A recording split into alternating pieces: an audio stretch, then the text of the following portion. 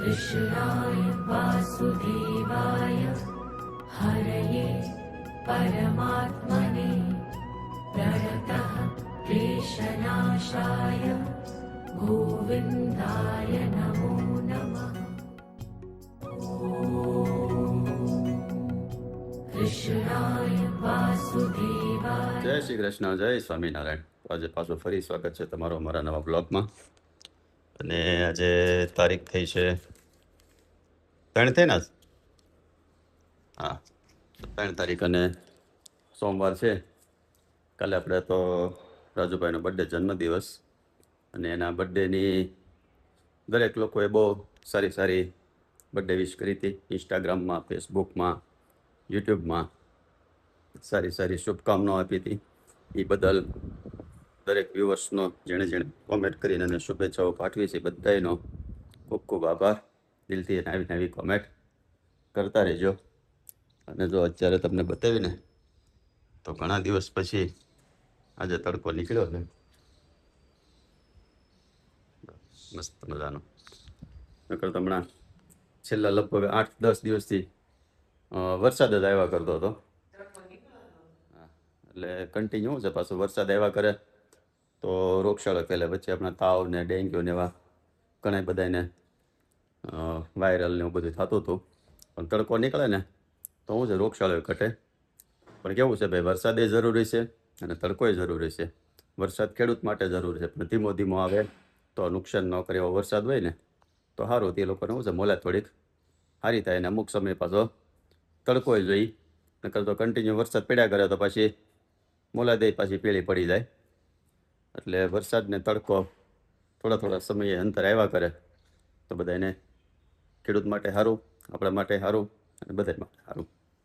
ને શું છે પછી આજનો કાર્યક્રમ? આજનો કાર્યક્રમ જો કોણ જાતું બટેકાની શાક રોટલી કરવાની છે। આજ આવવાનું કોલેજ થી ઘરે બપોરે? હા, અને આપણે જઈ ફામે એટલે ગાદી બાદી બધું ભીનું થઈ ગયું, બધું તપાઈ આવ્યું। તડકો હારો નીકળે એટલે ઉપડીએ એટલે તપાવાય છે। એવું છે, તો 2 દિવસ પહેલા ગયા ને એ ફામે થોડુંક પાણી લીકેજ થતું હતું, એના હિસાબે ગાદીની ઉપર બરોબર પાણી પડ્યું, એસીની પાઇપ હોય ને એમાંથી, લગભગ તમે આગળના વ્લોગમાં જોયું તો હશે જ। એટલે ગાદી બધી પલ્લી ગઈ હતી। એટલે આજ તડકો નીકળ્યો, એટલે એક કામ કરશો, 1 વાગે જાઓ, બપોરે છે થોડોક તડકો વધારે હોય ને તો અમારું ઓફિસનું કામકાજ પતી જાય। એટલે 1 વાગે જાય ને તડકો સરખો જામે ને એટલે 1-2 કલાક તડકે સૂકવી દઈ તો પાછું કોરું થઈ જાય ને પાછું પાણી પડે છે કે નહીં એ રોજ ચેક કરતા આવી। અને આપણે શું છે મેનુમાં અત્યારે તમારું જ્યુસ જ હોય, એમાં પૂછવાની ક્યાં વાત છે? પપૈયા, ઘરની વાડીના ફાર્મના પોપૈયા પપૈયા થઈ ગયા હશે અહીંયા, હે? પોપૈયા પાકી ગયા છે। મકોડા ખાતા હતા પોપૈયા। એ કોણ બાવસુનભાઈ ગયા કે તમારે કે પપૈયા પાકી ગયા છે કે સાવી છે કે નહીં? સાવી લગભગ ઓલા ભૂપત બાપા પાસે હતી। એવું હતું ને કડે જામી ગયું છે હમણાં તો। વાત પૂછોમાં બા કે બિયારો ભરી દીધો પણ વરસાદ રી બંધ રી તો અમે જાય ને અંદર જવાય એવું થવું જોઈએ ને। હજી 3-4 દિવસ તડકો રહે તે કંઈક નિંદાય એવું તઈ થાય। કઈક નિંદાય એવું થાય। એવું લાગશે તો દવાનો પંપ ભરી દઈએ એકવાર, એક ભર પછી દે આવું આવું રે નો નિંદાય એવું થાય ને હા તો પંપ ભરી દે એટલે કડ બધું બળી જાય। બળી જાય। બીજું લઈ લઈ મોટું મોટું દિવાલ પર થરમાં હોય ને બધું। કોકની કોમેન્ટ હતી કે ભાઈ તમે આ જે ડાયટ ચાર્ટ કરો છો એને ડાયટ ચાર્ટ એ ચાલુ કર્યો છે, એટલે કે એકવાર વજન ઘટ્યા પછી પાછું વજન વધે છે કે નહીં? પણ જો ખાવાનું કંટ્રોલ ન રાખો અને દેહ ધનાધન બધું મળો ખાવા તો પાછું વજન વધી જાય। કારણ કે અમારું જ કહો, મારે જ વધી ગયું હતું કેમ, પણ પછી કેવું થાય, પ્રોગ્રામ ને બોગ્રામ બધું ચાલુ જ હોય, પછી પ્રોગ્રામમાં ફૂલે ફૂલ બધું ખાધા કરીએ તો પાછું વધી જાય। પણ ખાવામાં થોડુંક કંટ્રોલ રાખો। એ લોકો તમને કહે, વિપુલભાઈનો આપણે જેને પાસે ચાટ લઈએ છીએ ને કે તમારે એટલી પરેજી રાખો, ખાવામાં એટલું કંટ્રોલ રાખો। તો હું છે ચાય બંધ કરવાની, અને ભલે વચ્ચે ચાય ચાલુ થઈ ગઈ હતી, ચા ચાલુ તો થઈ ગઈ પણ પછી આખા દિવસની કેટલી પીવાઈ જાય ને એ જ નક્કી નહોતું રહેતું, એટલે વધે। અમુક વસ્તુ તો જે બંધ કરવાની કીધી હોય ને પછી કન્ટિન્યુ કાયમિક માટે બંધ જ કરવી પડે। આ વખતે નક્કી કર્યું, અત્યારે તો ચા બંધ કરી છે ને એ પછીની ચા પીતી જ નથી, બ્લેક કોફી પી લઈ। એમાં થોડુંક છે ને લીંબુ નીચોઈ દે એટલે થોડોક આમાં ટેસ્ટ લાગે, લીંબુ આમાં સારું, એટલે બ્લેક કોફી પી લઈ। એટલે ખાવા પીવામાં થોડીક પરેજી રાખો। ઘઉં ને બને તાવ દે ઓછા કરવાના, બહારના ફરસાણ જે નાસ્તા હોય એ નાસ્તાની બધું ઓછું કરો અને બાજરો જુવાર એવું બધું ખાઓ. ઘરનું વધારે પડતું ખાવાનું, બહારનું બને એટલું ટાળવાનું, તો પાછું વજન ન વધે, કંટ્રોલ રહે. તો અત્યારે પાછું મારે 88 કિલો હતું કેમ, એટલે 5 કિલો પાછું ઘટ્યું. બધું આ વખતે તો કેવું છે કે કન્ટિન્યુ તો ચાટ થતોય નથી.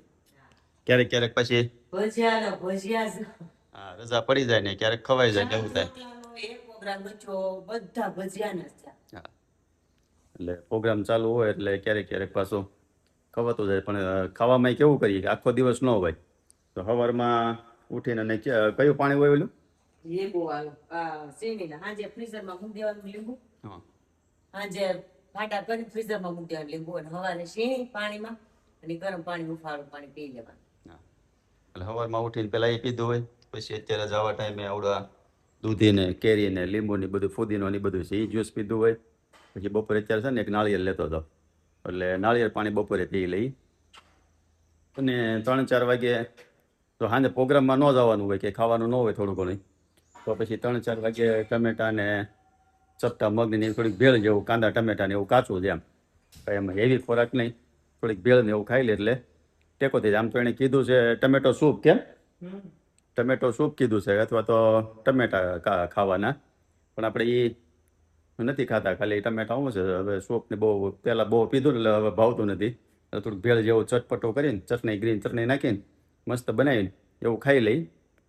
અને પછી સીધું સાંજે આપણા મગ હોય અને જો પ્રોગ્રામ હોય તો ક્યારેક પ્રોગ્રામ. પણ તોય એટલું ખાતા ને બધું કંટ્રોલ કરતાં કરતાં અત્યારે 5 કિલો તો વજન ઘટી ગયું છે, એટલે 83 કિલો જેવું થઈ ગયું છે.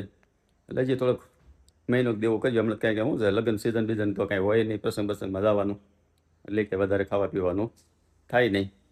એટલે હજી એક મહિનો દી કરીએ ને એટલે 80-81 કિલો વજન થઈ જાય એટલે વાંધો નહીં. પછી તો કંઈ નહીં, હાલો જો હવે આપણો જ્યુસ પી લઈ અને પછી જઈએ ઓફિસે, અને ઓફિસથી 1 વાગ્યા પછી જઈએ ફામે કેવું પેલું ગાદીને બધું પડ્યું તે દી આપણે વિડીયો લગભગ બધું નહોતું બતાવ્યું, એ તમને બતાવી થોડુંક તપાવી વપાવીને અને ખડબડ કેવું શું છે એ જોતા આવીને જેટલું કામકાજ પતે એટલું કામકાજ બતાવતા આવી. તો હાલ મળીએ હવે બપોરે તડકાના. હે સુધીનો જોઈ લે ખૂણામાં ભંગાઈ ગયો. મુકાઈ ગયું. એ તો એટલું થતું હોય છે રાવડ. આવી ગયા ફામે, મસ્ત મજાનો તડકો નીકળ્યો છે ને એટલે જો સામે કોસળી થાકી ને ત્યાંથી પાણી અંદર ગયું હતું. આગળ જોઈ લઈ અંદર પાછું પેજ છે કે નહીં શું છે એ, અને ગાદી બાદી બધું બહાર કાઢીને અને તપાઈ દઈ અને બાને તો ખડ બતાવી દઈ.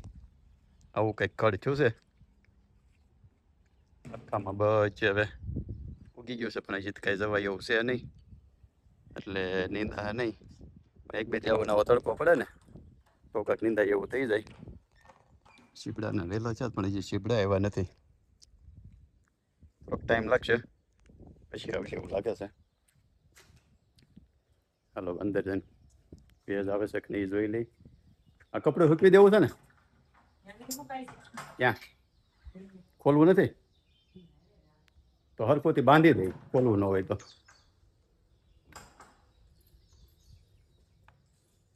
પાણી છે ને અહીં અંદર પડતો હતો. આ બધી ગાદી ભીની થઈ છે અને તેજ તો હવે નથી આવતો, એ મુકાઈ ગયો. હવે વાંધો નથી. પેલા ખાટલા બહાર પાથરી દઈ તો મસ્ત મજાનો અને હરખોથી બાંધી દીધું ઉપર છેડા. ચાલો છે વાર કરતા છૂટી જતો હતું. નવા બધા કપડાં બાંધી દીધા. બધી જો ગાડીઓ હુકવા નાખી દીધી તડકે. કલાક થઈ ગઈ અને ખોલ કેમ કે કાઢ નાખી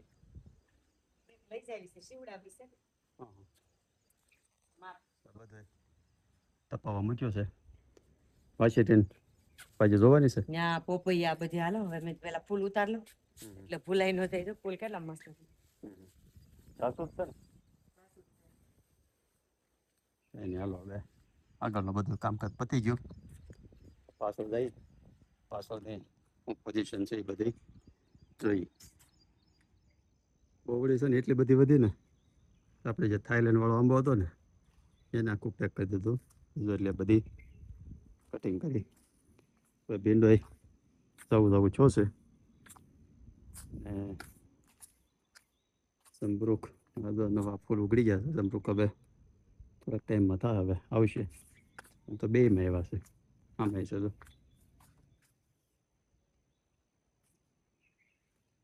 અને કટિંગ કરી નાખ્યું હતું નીચેથી પાછી કોળાઈ સામે એવા છે જમરૂકડી નાની એવી પણ જમરૂક તો ફૂલ કેટલા એવા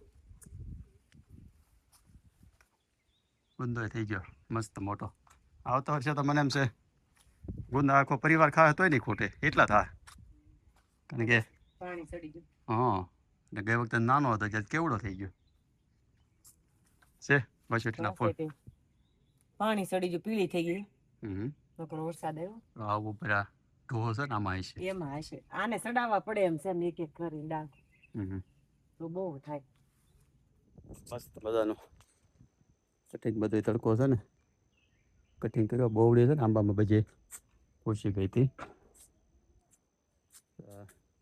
અરગવાની ડાળો પહાઈ ગઈ છે અને અહીંથી આ માસડો આખો પડી ગયો હતો બધે માંડવો દૂધીના વેલા નહોતો ને તો એ બધે કાઢી નાખ્યું જ્યારે કરી નાખ્યું ચોખ્ખું થોડું ઘણું અહીંથી ખડબડ હતી બધું કાઢી આ થોડું કર્યું છે એટલે બધું બોવડીની જગ્યા થઈ જાય ને આંબા કંઈક જો આવા છે ત્યાં થોડા થોડા પાન હવે શું છે વરસાદ બહુ પડ્યો એટલે પીળા પડતા જાય વાંધો નહીં આવે થઈ જાય તડકો રહે ને એટલે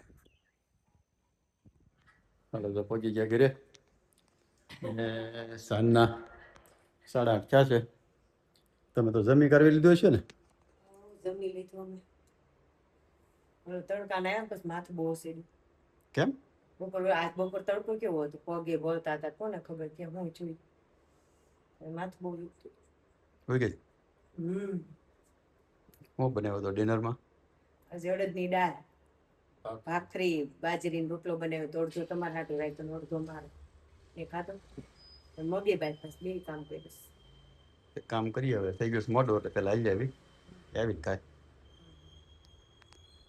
તો આજે તો મસ્ત અડદની દાળ ને બાજરાનો રોટલો ખાવાનો છે અને પહેલાં વોકિંગવાળું કામ પતાવી નકર પછી પાછું થઈ જાય મોડું વાગી જાય 10 એટલે હાલીને આવીને પછી ડિનર લેવાનું છે તો કાંઈ નહીં તો આજનો વ્લોગ અહીંયા જ પૂરો કરીએ તમને ગમ્યો હોય તો લાઈક કરી દેજો શેર કરી દેજો સબસ્ક્રાઈબ કરી દેજો અને સારી કોમેન્ટ કરી દેજો સારું ચાલો જય શ્રી કૃષ્ણ જય સ્વામિનારાયણ